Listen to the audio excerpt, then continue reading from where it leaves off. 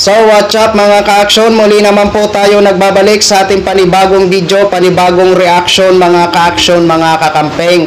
Pag-usapan lang po natin yung nasa screen at mamaya i-flip mo natin ang video. O eto na, postahan na des. Postahan na mga DDS. O kay General Torre ako kung magkataon na tuloy ang laban. O ngayon ito, natanong po sa isang ambush interview ng reporter na kung ano ang masasabi ni General Torre. So ito po ang naging sagot ni PNP Chief General Torre. Basahin po muna natin bago ho tayo mag play ng video ho mga ka-action, mga kakamping. Ito po. Credit po sa post ng ABS-CBN News. Please allow me to use for informative purposes only. Thank you so much, ma'am insert. Ayon dito, pasensya na po kayo, umuulan kaya medyo maingay ho mga ka-action. Ito, 19 minutes ago, Philippine National Police Chief General Nicolas Torre III has accepted the challenge of Davao City Acting Mayor Sebastian Duterte to peace fight, ayan, suggesting it be turned into a charity match for victims of the weather disturbances. Ayan, Torre proposed holding a 12 round. Oh yeah, oh balat. Bakbakan ito. Boxing match at 9 in the morning on Sunday at the Araneta Coliseum in Quezon City. Ayan na, kabang-abang ito. PNP Chief, may ano ba? Pay-per-view? Online ta. Kung magkataon na PNP Chief, live ha, naman kami kasi itong hinihintay namin na kaabang-abang. Ito, sports to mga ka-action, mga kakamping. Mga DDS, postahan na kung sakali magkatuluyan ang laban. Eto na, mukhang mapapahiya manok nyo dyan ha. Ayan na, accepted na ni PNP Chief General Torre ang paghahamon ng idol nyo. So ito po mga ka-action, mga kakampeng, panoorin po muna natin ang buong detalye sa sagot ni PNP Chief General Torre. Hinamon daw kayo ni Vice Mayor Baste Duterte ng suntukan. Anong reaction niya po? mga urot talaga kayo eh. Pero you know, tama-tama dahil marami ang nasalanta ngayon ng bagyo at baha. Maybe we can use this moment or this opportunity for to raise funds in a charity boxing match. This coming, kung para mabilis, this coming Sunday sa Araneta.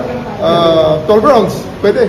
12 rounds sa sundukan para maganda. At para medyo marami-rami ang ma-raise natin. Siguro you can find sponsors. Per round, may mag-sponsor. So, let's place their merchandise before each round. So, 12 rounds para medyo marami-rami ang sponsor. Marami tayong ma-raise na pondo. Sir, can you give us a background? Naghamon ba siya? Paano ba yung nangyari? Well, I was informed at nakita ko rin sa social media na naghamon siya na suntukan. And, well, sa atin naman, whether he's serious or not, sa atin, let's just put this on a better use. Kung yan ang gusto niya, madaling pagbigyan yan, boxing na lang para madaling set up. At gawin natin this coming Sunday, 9 o'clock. I'll be there in Araneta. I'll ask Araneta to set up a boxing ring. Hopefully, they will oblige. Kung wala naman, di maghanap tayo ng kung saan ang gym ang gusto niya.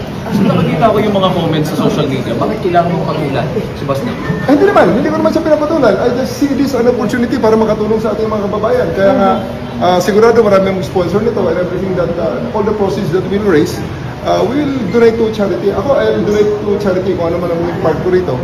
At para sa mga nasalanta ng bagyo at baha ngayong nakaraang masamang panahon. Sir, kung Sunday na, may time pa ba para mag-practice? Hindi naman kailangan, sa tingin ko naman, charity boxing match, kung magkasakitan, konti lang yan. Unless, lakasan lang na loob yan. Sa akin naman, well, pareho na naman kami siguro walang practice or baka kung nag-practice siya, okay lang din. Let's see. Chip, kailan mo mag-practice? Bukas, I'll just hit the gym a short while. Mga siguro 9 o'clock.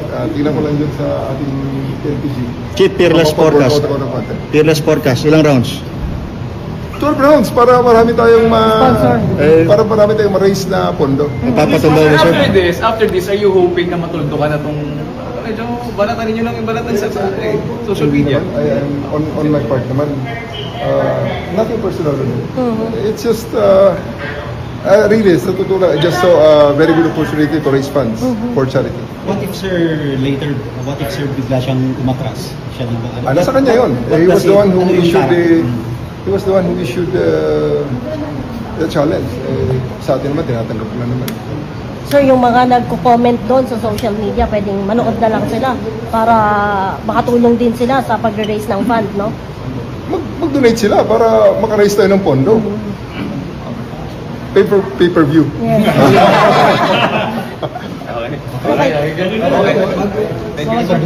Okay po, sige. Maraming salamat. So yun na ho mga ka-action, mga kakamping klo, napanood na po natin. Aba, na-excite tuloy ako dito.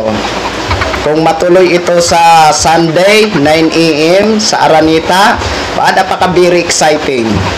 O, alam naman natin na mukhang malaki talaga si Mayor Baste kaysa kay General Torre. Pero dito ako kay General Torre magpusta. Matalo man manalo basta kay General Torre ako o ano mga DDS. Ayan na ha, hihintayin ho namin ang magiging response ni acting mayor or vice mayor Baste Duterte dyan sa Davao. Ayan po. Very exciting na talagang grabe naman to. Fight General Torre, fight.